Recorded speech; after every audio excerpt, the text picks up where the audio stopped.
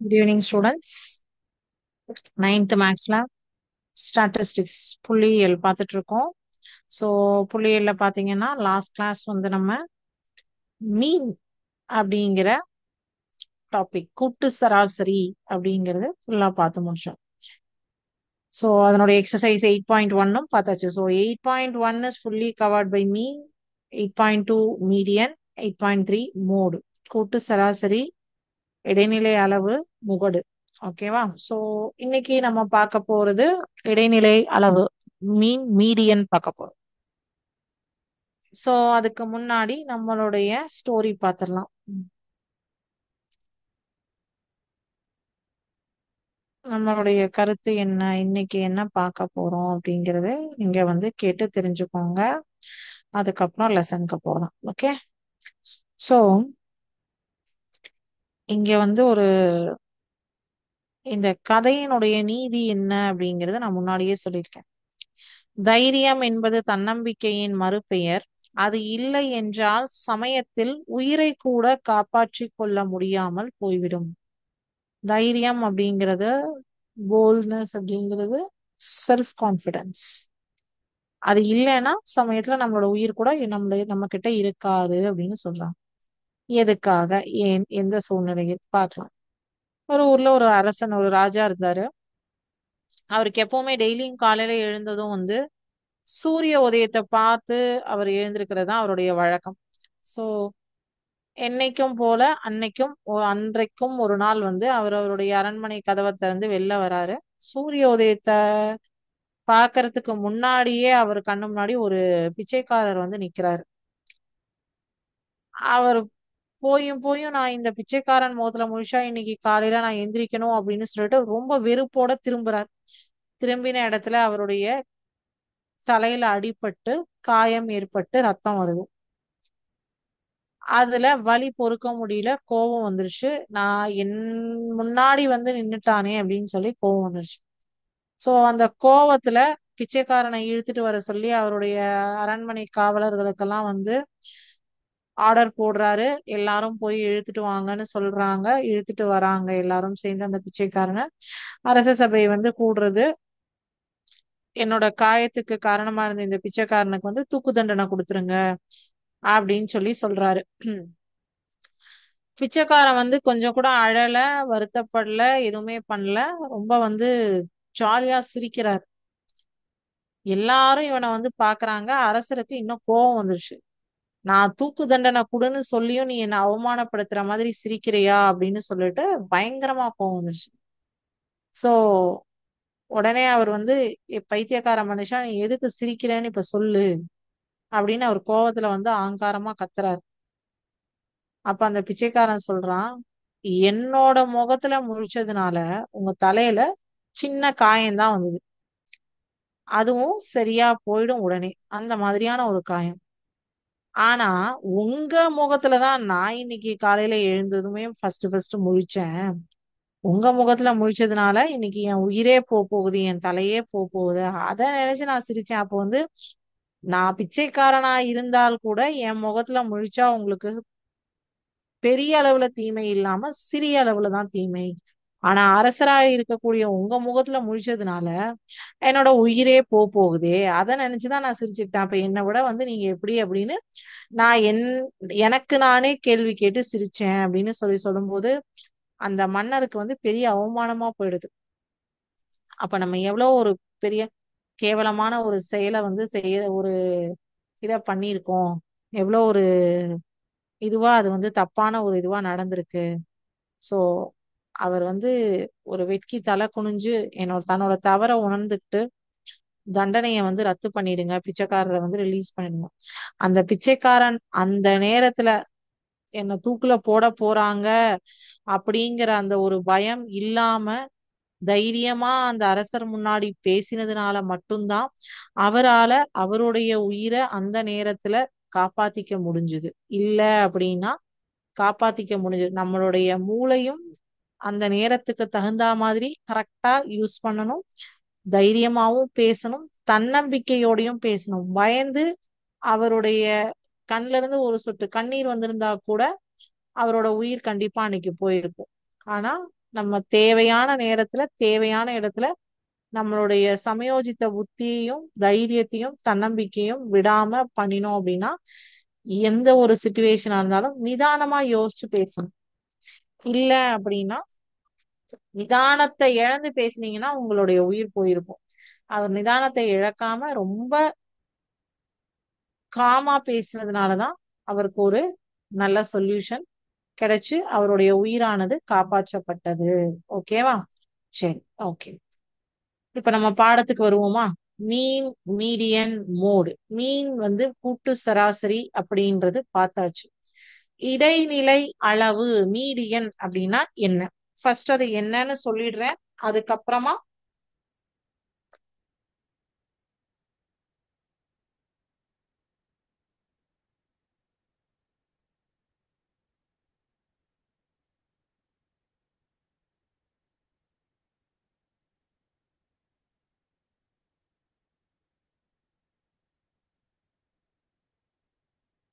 இடைநிலை அளவு அப்படிங்கிறது அதிக மதிப்பு இருக்கிற டேட்டாவை குறைச்சும் குறைஞ்ச மதிப்பு இருக்கிற டேட்டாவை அதிகப்படுத்தியும் சரி சமமாக சமநிலைப்படுத்துவது கூட்டு சராசரி அப்படின்னு சொல்லுவோம். சோ இந்த இடைநிலை அளவு அப்படி மீடியன் அப்படிங்கிறது ரெண்டுத்துக்கும் நடுவுல இருக்கிறது. சோ இப்ப நம்ம சராசரினா என்ன பண்ணுவோம்னா, இப்போ 10 நம்பர் ஆஃப் டேட்டாஸ் கொடுத்துருக்காங்க அப்படின்னா அதை ஆட் பண்ணி டிவைடட் பை 10 போடுவோம். ஓகேவா? இதே மீடியன் அப்படின்னா அவங்க கொடுத்துருக்கிற டேட்டாவை ஒன்னு ascending order or descending order எடுத்துட்டு இப்போ 25, 35, 49, 57, 21, 36 கொடுத்துருக்காங்க. இத 21, 25, 35, 36, 49, 57 ஏறு வரிசையில எழுதிட்டு 6 அப்படின்னா இந்த பக்கம் 3 இந்த பக்கம் 3 இத ரெண்டையும் கூட்டி 2ஆல் வகுத்து பொதுவான எண்ணை கொடுக்க வேண்டும். அதுதான் வந்து இடைநிலை அளவு. சம்ஸ் பார்க்கும்போது உங்களுக்கு மீடியன் அப்படின்னா என்ன அப்படிங்கிறது, அதாவது ஏறு வரிசையோ அல்லது இறங்கு வரிசையோ அசெண்டிங் ஆர்டரோ டிசெண்டிங் ஆர்டரோ எழுதி அதை வந்து மைய மதிப்பை கண்டுபிடிக்கிறது தான் இடைநிலை அளவு அப்படின்னு சொல்லி சொல்லுவோம். மீடியன் அப்படின்னு சொல்லி சொல்லுவோம். சோ மீன் அப்படின்னா கொடுத்திருக்கிற டேட்டாவை மொத்தமா ஆட் பண்ணி அந்த total number of datas equal divided by total number of elements. இது சராசரி. இடைநிலை ஜெனரல் ஃபார்மேட் தான் நான் இப்ப சொல்லியிருக்கேன். இதுல இடைநிலை அளவுல ungrouped frequency distribution, grouped frequency distribution ரெண்டு வகை இருக்கு. சோ அன்குரூப்டு ஃப்ரீக்வன்சி டிஸ்ட்ரிபியூஷனுக்கு ஆட் நம்பரா இருந்தா இடைநிலை அளவு கண்டுபிடிக்கிறதுக்கு ஒரு ஃபார்முலாவும், ஈவன் நம்பரா இருந்தா மீடியன் கண்டுபிடிக்கிறதுக்கு ஒரு ஃபார்முலாவும் இருக்கு.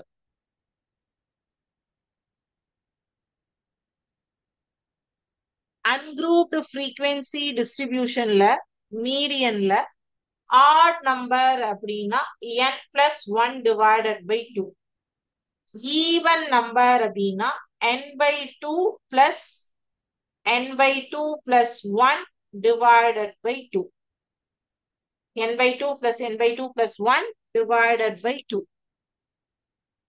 Odd number, even number. இதே grouped frequency distribution அப்படின்னா இடைநிலை அளவுக்கான formula L plus n/2 minus m divided by f into c. That is இந்த L அப்படிங்கிறது இடைநிலை அளவுடைய கீழ் எல்லை. ஓகேவா? எல் அப்படிங்கிறது இடைநிலை அளவுடைய கீழ் எல்லை. எஃப் அப்படிங்கிறது வந்து பிரிவினுடைய நிகழ்வெண். சி அப்படிங்கிறது பிரிவின் நீளம், என் அப்படிங்கிறது நிகழ்வெண்களின் கூடுதல், எம் அப்படிங்கிறது குவிவு நிகழ்வெண்ணுக்கு உடனடியான முந்தைய குவிவு நிகழ்வெண். குவிவு நிகழ்வெண்ணுக்கு உடனடியான முந்தைய குவிவு நிகழ்வெண். இங்கிலீஷ்ல lower limit of the median, frequency of the median, width of the median, total number of frequency, M is cumulative frequency of the class preceding the median class. Cumulative frequency of the class preceding the median class. ஓகேவா? So இது மூணு formula நமக்கு இருக்கு. Okay, median sorry மீடியன்ல மூணு formula. So இந்த மூணு ஃபார்முலாவையும் வச்சு sums பார்க்கும்போது உங்களுக்கு டிஃபரன்ஷியேஷன் தெரியும். ஓகே, இப்போ ஒரு குட்டியா வந்து ஒரு சிமுலேஷன் பார்த்துங்க.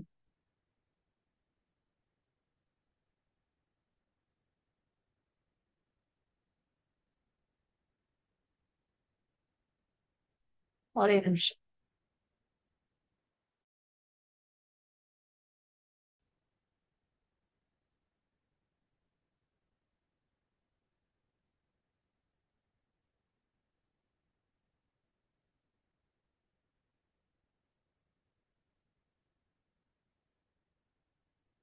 சோ இங்க ஒரு செட் ஆஃப் டேட்டா கொடுத்திருக்காங்க. இங்க ஒரு செட் ஆஃப் டேட்டா கொடுத்திருக்காங்க. அது வந்து 3ல இருந்து 30 வரைக்கும் பிளாட் பண்ணியிருக்காங்க. இதுல ஹையஸ்ட் ஸ்கோர் என்னன்னு பாத்தீங்கன்னா 30, லோயஸ்ட் ஸ்கோர் என்னன்னு பாத்தீங்கன்னா 3. ரேஞ்ச் வந்து highest score minus lowest score, that is 30 minus 3 is 27. Upper quartile அப்படின்னா இவங்க இந்த ரேஞ்ச் மார்க் பண்ணிருக்காங்க இல்லையா, Q3 is 13.5. லோயர் குவார்டைல் எங்க ஸ்டார்ட் பண்ணிருக்கு 7.5. இன்டர் குவார்டைல் வந்து இந்த Q3 மைனஸ் Q1 சொல்லுவாங்க. இதுல மீடியன் எது? அப்பர் குவார்டைல், லோயர் குவார்டைல் உங்களுக்கு தூக்கிடுறேன், மீடியன் காட்டுறேன். Median is 11.5. ஸோ 3 to 30 டேட்டாவை ஸ்ப்ளிட் பண்ணி சென்டர் பண்ணி எடுத்து கால்குலேட் பண்ணி கொடுத்துருக்காங்க. ஸோ அப்பர் குவார்டைல், லோயர் குவார்டைல்லாம் உங்களுக்கு சம்ஸ்ல வரும், நான் என்னன்னு சொல்லித்தரேன். ஓகேவா? ஸோ மீடியன் அப்படிங்கிறது இப்ப என்ன அப்படின்னு உங்களுக்கு ஓரளவுக்கு ஐடியா கிடைச்சிருக்கும். நம்ம கான்செப்ட் சொல்லியிருக்கோம், சம்ஸ்குள்ள போலாம், போய் பார்க்கும்போது என்ன போடுறோம் அப்படிங்கிறது தெரியும். ஓகே,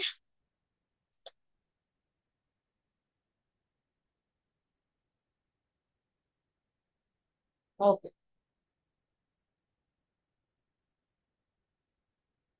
எக்ஸசைஸ் 8.2ல question number 1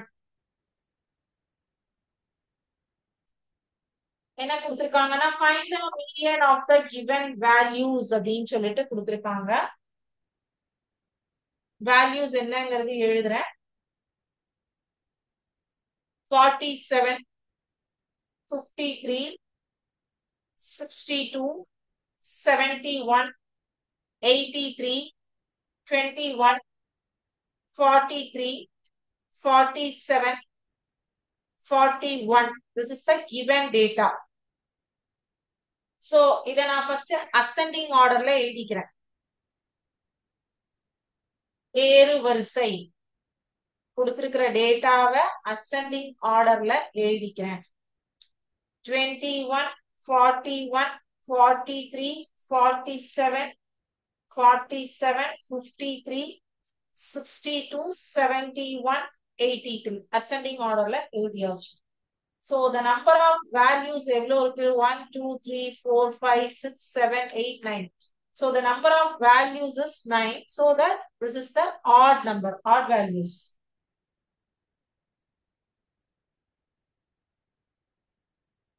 The number of values 9, which is odd number system. So therefore median உடைய formula, median is equal to n plus 1 by 2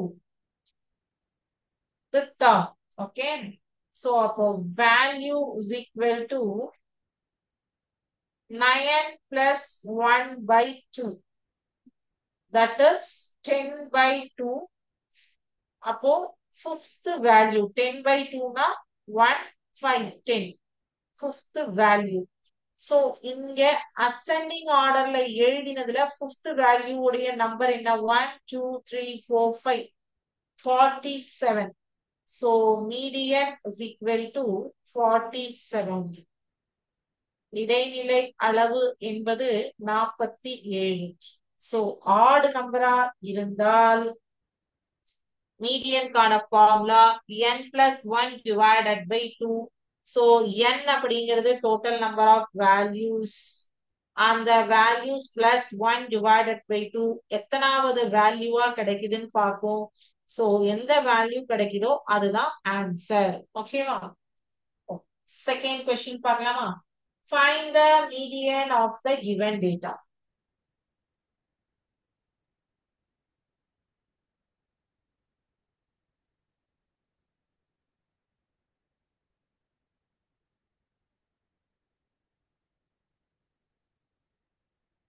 Question number 2. Values 36, 44, 86, 31, 37, 44, 86, 35, 60, 51. Find the median of the given data. So ascending orderல first எழுதிக்கிறேன் நம்ம.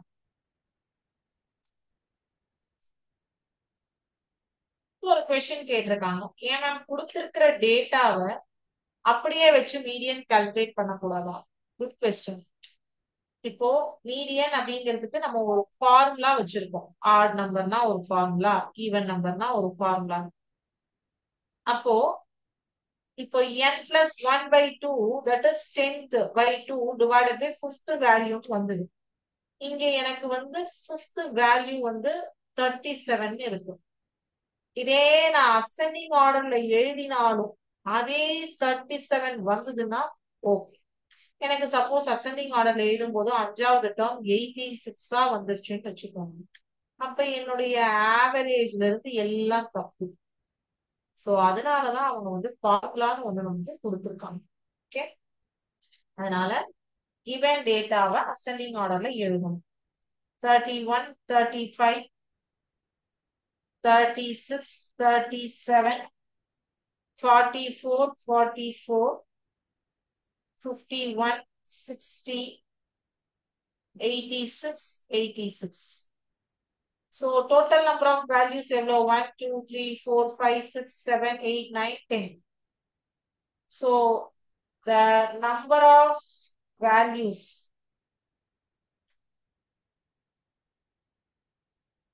equal to 10, which is an even number.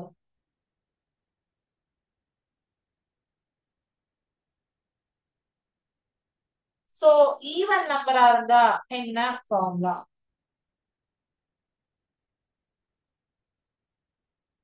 Median equal to average of AVG போடுற average average of n by 2 and n by 2 plus 1 value.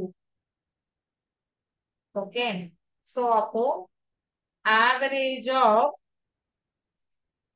10 by 2 and 10 by 2 plus 1 value. So அப்போ 10 by 2 is average of 5. Average of 5 by 2 is, sorry, 10 by 2 is 5, 5 plus 1 is 6. Fifth and sixth values. So fifth value, sixth value, நீங்க என்ன வருது? 1, 2, 3, 4, 5 and 6. 44 plus 44 divided by 2, that is 88 by 2. That is equal to 44. Median is equal to 44. Okay. சரி. அடுத்தது question number 3. The median of observations 11, 12, 14, 18, x plus 2, x plus 4, 30, 32, 35, 41. Arranged in ascending order is 24. Find the value of x. Question எழுதுறீங்க.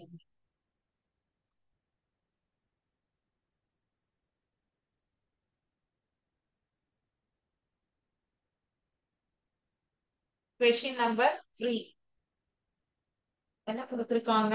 11, 12, 14, 18, x plus 2, x plus 4, 30, 32, 35, 41. So 1, 2, 3, 4, 5, 6, 7, 8, 9, 10. The number of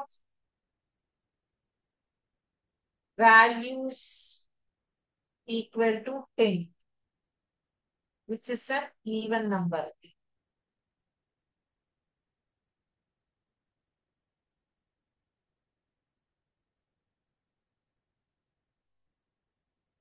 So, அப்போ same median கண்டுபிடிக்கிறதுக்கு last sum மாதிரியே தான். Median is equal to average of n by 2th term plus and n by average of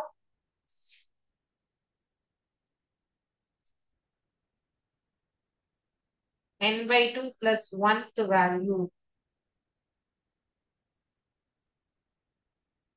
So, average of 10 by 2 and 10 by 2 plus 1.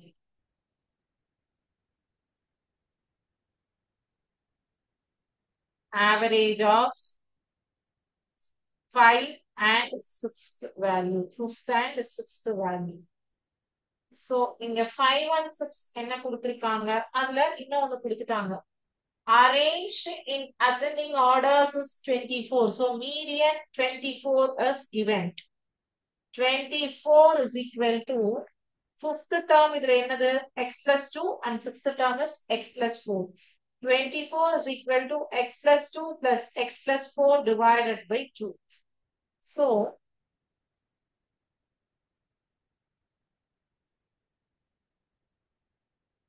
24 is equal to 2x plus 6 divided by 2. 4 plus 2 is 6.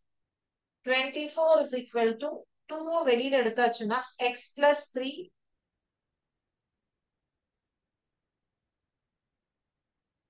divided by 2.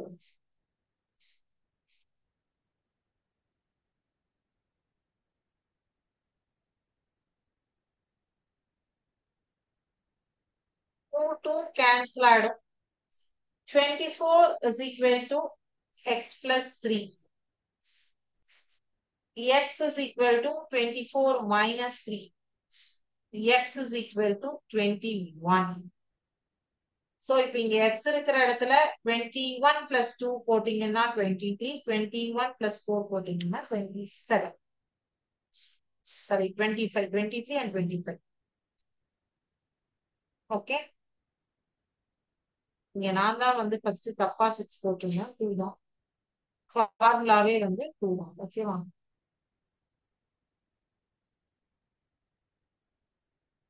ஓகேவா? சரி. Question number 4 பார்க்கலாமா?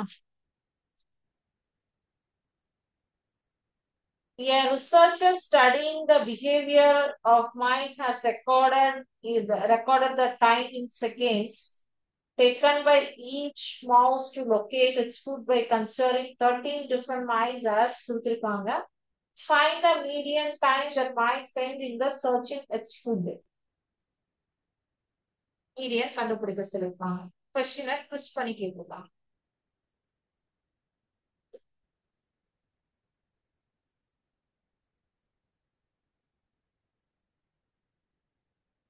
First கொடுத்திருக்கிற டேட்டாவை எழுதிக்கலாம்.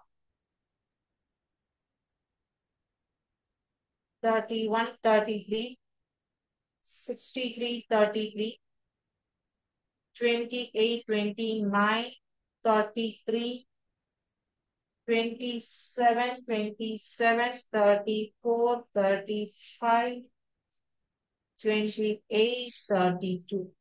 இது given data. இத ascending orderல எழுது.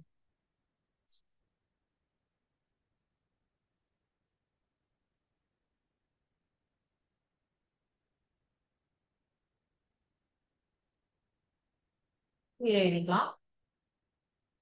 27, 27, 28, 28, 29, 31, 32, 33, 33, இன்னொரு 33 இருக்கு.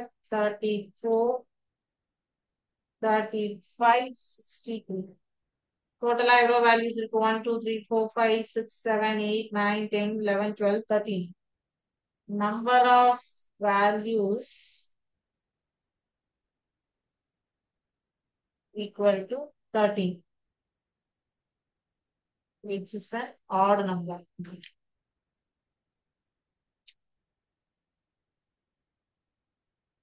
So, median kind of formula n by n plus 1 by 2 the value.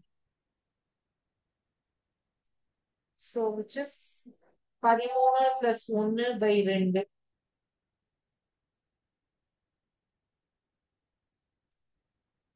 14 by 2. 14 by 2 na 7. Seventh value.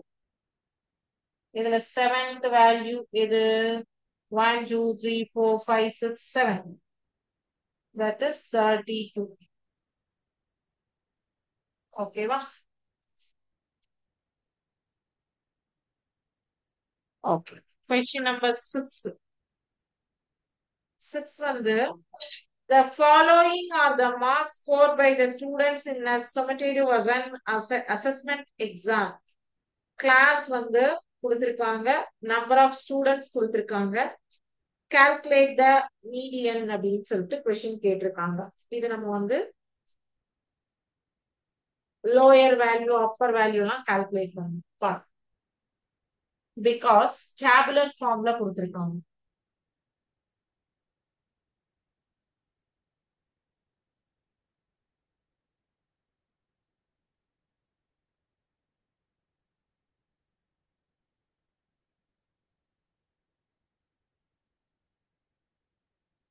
Class, number of students, cumulative frequency.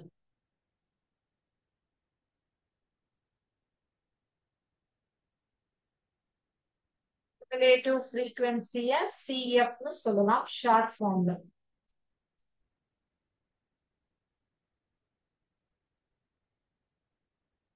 0 to 10, 10 to 20,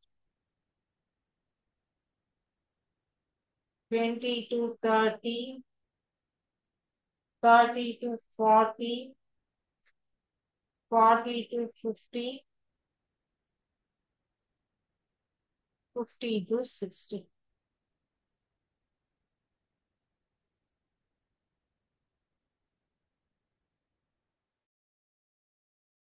7, 50, 10, 11, 5 இது கொடுத்திருக்காங்க.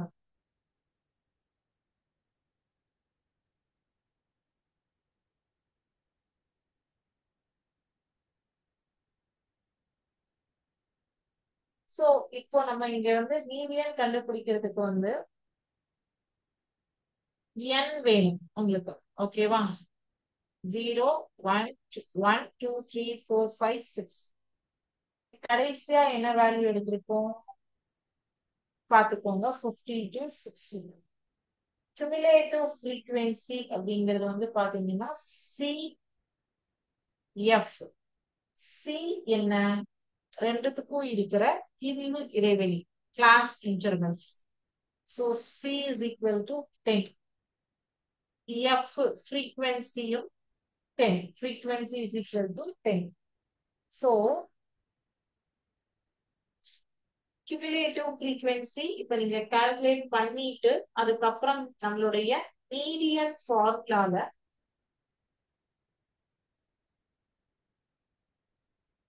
இந்த ஃபார்முலா சொல்லித்தரேன் இல்லையா, L plus n by 2 minus m divided by f into c.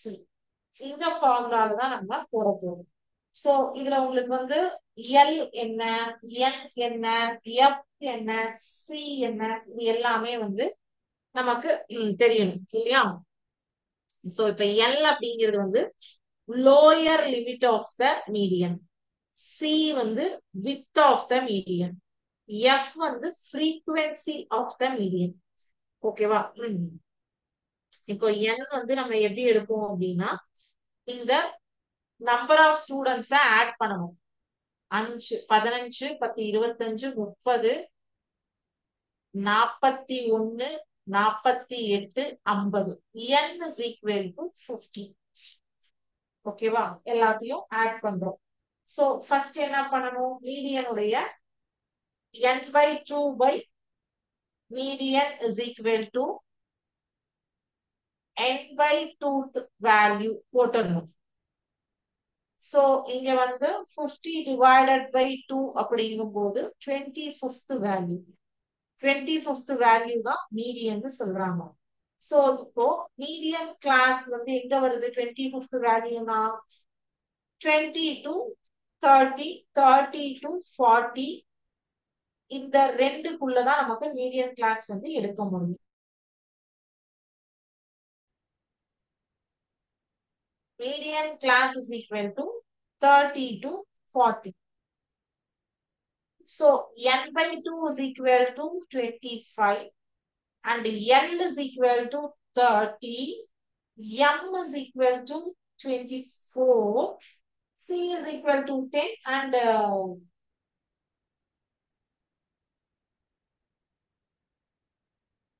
F is equal to 10.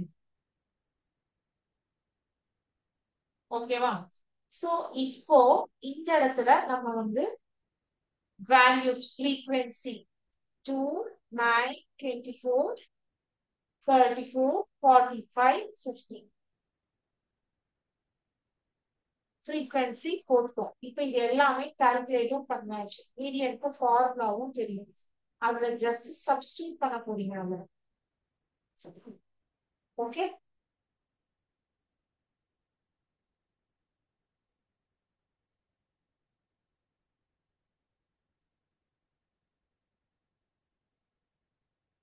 இப்போ இங்க substitute பண்ணீங்கன்னா 30 plus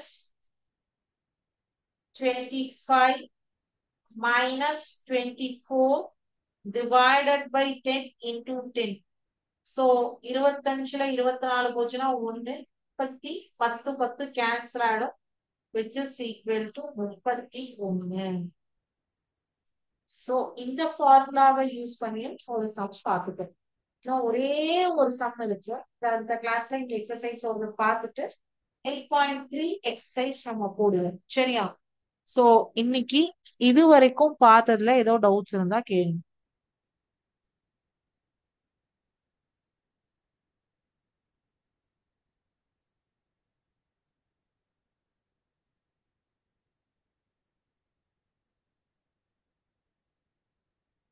doubts எதுவும் இல்ல அப்படின்னா இதோட இன்னைக்கு கிளாஸ் முடிஞ்சது.